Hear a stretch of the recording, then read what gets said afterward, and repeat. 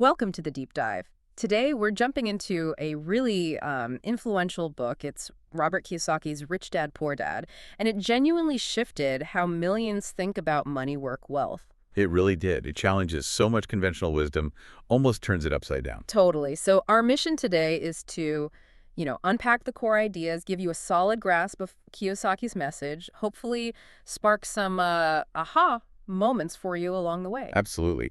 At its core, it's this contrast between two very different philosophies, and hearing them side by side can really make you rethink your own perspective on financial independence. Okay, so let's get into that central idea, the two dads. Kiyosaki had his biological father, who he calls Poor Dad. Yeah. Highly educated, right? Secure government job, believed in the whole traditional path, study hard, good grades, safe job. The standard advice many of us got. Exactly. But Kiyosaki points out that despite the education, the steady job, this dad often struggled financially. His big value was job security. Right. And then you have Rich Dad. This wasn't his biological father, but his best friend's dad. Yeah. A businessman. Didn't even finish 8th grade, Kiyosaki says. But he became incredibly wealthy because he understood money differently. His focus wasn't security. No. It was financial freedom. That's the key difference. And what's fascinating, what really sets this stage, is that it wasn't about how much education they had in the traditional sense. It was about their fundamental mindset, their approach to money and wealth. Security versus freedom. Spot on. And this contrast, this foundation, leads into the 6 core lessons Kiyosaki learned. This is where it gets really interesting, challenging a lot of what we're taught. These lessons are the heart of the book, I think. They Yeah. really force you to question things. Definitely. So lesson 1, the rich don't work for money. That's the big famous quote, right? It is. Poor Dad's philosophy was work for a paycheck. Trade your time, your life energy for dollars. Standard employment model. But Rich Dad, he taught that money should work for you. And that's not just a catchy phrase, is it? It's a fundamental shift. Mm. Instead of just being an employee selling your time, you need to think about how to make your money earn more money, or how your assets can generate income. It's about getting your capital working, not just yourself. Leveraging, basically. And that idea, making money work for you, it really connects directly to lesson 2, financial literacy, specifically Kiyosaki's take on assets versus liabilities. Well, this is a big one. This is where a lot of people have that light bulb moment. Right. He says it's not just how much you make, it's how much you keep, and critically, what you do with it. His definitions are super simple, maybe deceptively so. An asset puts money in your pocket. A liability takes money out of your pocket, period. And the classic example he uses is the house.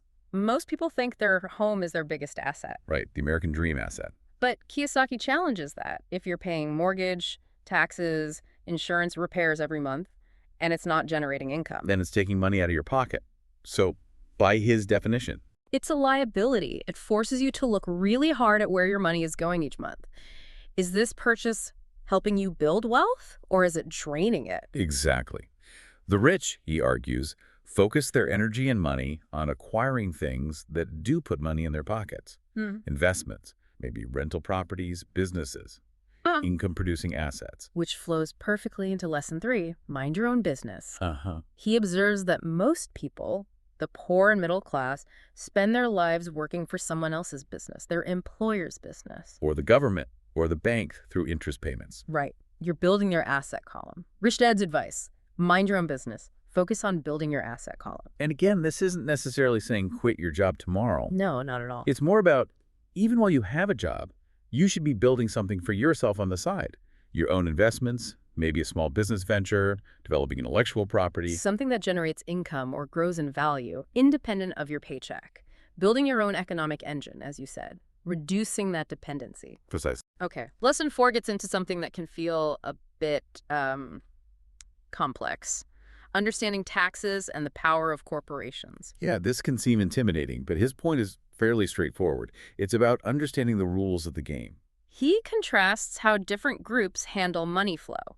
For most employees, it's earn money, pay taxes immediately off the top, then spend what's left. The government gets paid first, basically. Right.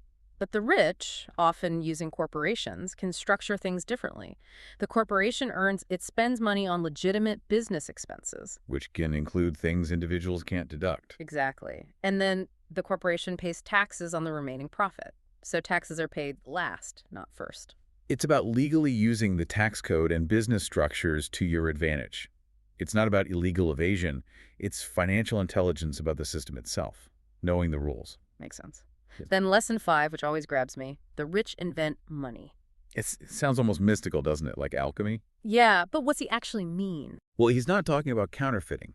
It's about seeing opportunities that others miss. Yeah. Comes back to financial intelligence. Okay. Most people, when they lack funds for something, their immediate thought is, I can't afford it. End of story. Right, closes the door. But Kiyosaki says the rich person's mindset is different. They ask, okay, how can I afford it? It prompts creative thinking, problem solving. How can I structure a deal? How can I find the capital? How can I create value here? So it's about creating solutions, finding or making opportunities, not just waiting for them, being proactive. Exactly. Cultivating the intelligence to see and create value rather than just reacting. Got it. And the final lesson, lesson 6. Work to learn, don't work just for money. This one contrasts the dad's advice on career paths, too. Yeah, poor dad, the academic, encouraged specialization. Become an expert in one narrow field, climb that ladder. Makes sense from a traditional job security perspective. True, but rich dad encouraged learning broadly. Get skills in sales, marketing, investing, communication, leadership, things you need to run a business or manage assets. Kiyosaki talks about his own experiences, taking jobs specifically to learn a skill, like sales, even if the pay wasn't great. He wasn't working just for the paycheck. He was working for the skill, the education. Right. Investing in himself. Recognizing that those diverse skills are the ultimate assets. They give you flexibility and capability far beyond any single job title. Okay, so those are the 6 core lessons. But Kiyosaki also talks about, what stops people. Why doesn't everyone just do this? He identifies some common obstacles. Yes, and these are very real, very human roadblocks. He starts with fear, specifically the fear of losing money. That's huge. It paralyzes people, right? Stops them from investing or starting something new. Absolutely. Then there's cynicism.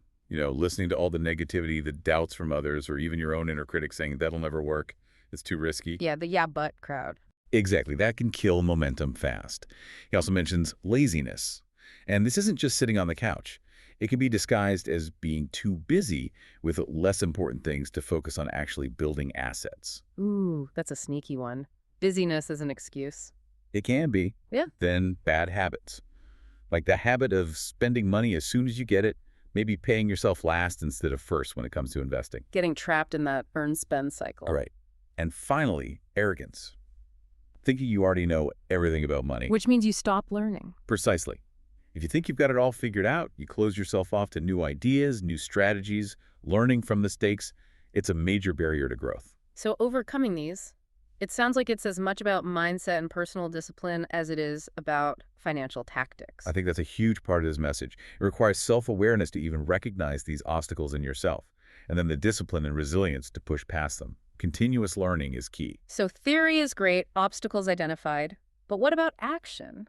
Kiyosaki does offer practical steps, doesn't he? He does. He really pushes you to start doing. First, commit to building your financial education. Read books, attend seminars, talk to knowledgeable people. Just start learning. Makes sense. And focus on buying assets, not liabilities. Be really intentional about where your money goes. Yes. Actively look for ways to acquire things that will generate income or appreciate, and work towards creating multiple streams of income. Don't rely solely on that one paycheck. He also stresses surrounding yourself with the right people, doesn't he? People who understand money maybe better than you do. Absolutely. Learn from mentors, advisors, even peers who are ahead of you financially. Absorb their mindset, their strategies. And maybe the biggest thing is, just start. Take small steps. Don't be afraid to make mistakes because you learn from them. The biggest risk, he implies, is doing nothing at all. That's a crucial point. In today's world, we're drowning in information. Lack of knowledge isn't usually the real barrier. It's the action gap. It's the action gap. The real learning, the real progress, comes from applying the knowledge, from trying things, seeing what works, what doesn't, and adjusting. Learning by doing. So, wrapping this up, this deep dive into Rich Dad, Poor Dad, it really boils down to adopting a fundamentally different way of thinking, doesn't it? I think so. Don't work only for money. Make money work for you. Focus on building that asset column. Keep learning. Take control. His message is really potent. Financial freedom, that independence, it starts in your head. It's a mindset shift before it ever shows up in your bank balance. So the question for you listening right now, if financial freedom truly starts in the mind, what's maybe one belief about money you hold that you might need to challenge after hearing this? Or what's one new thing, just one small thing you could start learning about or doing today to begin that journey of making your money work harder for you? Food for thought. Keep learning, keep growing, and remember the deep dive always continues when you choose to look closer.